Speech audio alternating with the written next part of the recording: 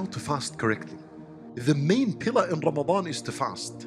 Therefore, it only makes sense that you learn how to fast correctly. Fasting, if it's not correct, the more you destroy your fasting, the less reward you earn. The more perfect your fasting, the more reward there is.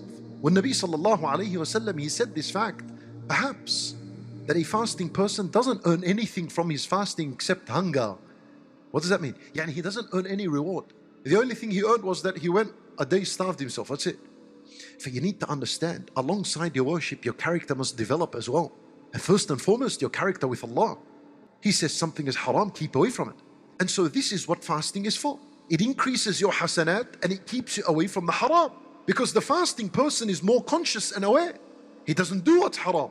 And when you're fasting and I put you in a room alone, no one is there and there's an apple in front of you, you won't eat it, even though an apple is halal in Islam. Why wouldn't you eat it? Because you know Allah is watching, mashallah. That's the kind of attitude you're supposed to have with everything else during your life. Fasting is two things. That's what you need to learn. That's how you fast correctly. Two things. Listen, Ibn al-Qayyim rahimahullah, he said, there is the fasting of the stomach from food and drink, and there is fasting of the limbs from sin and transgression. Well, Salaf rahimahumullah used to say that fasting, the easiest type of fasting is to refrain from food, drink and sexual relation. That's the easy fasting.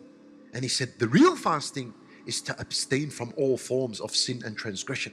And Nabi sallallahu alayhi wasallam, he says, whoever doesn't give up alongside food, drink and sexual relations, three more other things they are: qawl az-zur, false speech, even swearing and telling lies and backbiting and gossip and all foul language that comes from the mouth.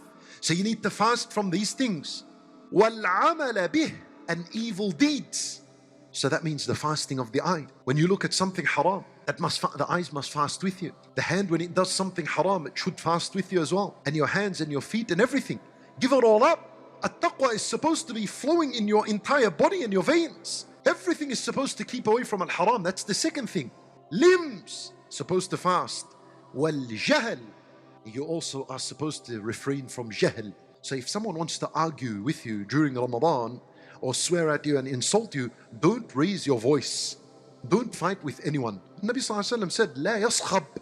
Don't fight with anyone. Rather, the Nabi sallallahu alaihi wasallam told us what to do. If someone is going to insult and angry and raise his voice at you and so on, say to them, "Inni sa'im," 2 times, and walk away. I'm fasting. And keep your fasting protected. Purify your fasting. Keep it intact and move away. Now, if a person does this, now he has fasted correctly. The purpose of Ramadan is not to starve you. The purpose of Ramadan was to nurture taqwa. What taqwa is what will protect this and protect your limbs from al-haram and protect you from ignorance and bad character. That's what taqwa would do. And that's the purpose.